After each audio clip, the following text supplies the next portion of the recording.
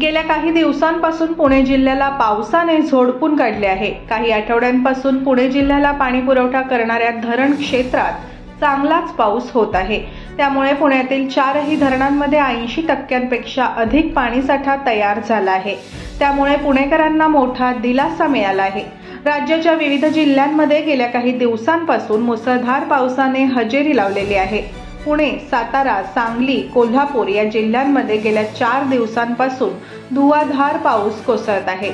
या पावसामुळे पुणे जिल्ह्याला पाणी पुरवठा करणाऱ्या धरणांमध्ये 80% अधिक पाणीसाठा तयार झाला आहे।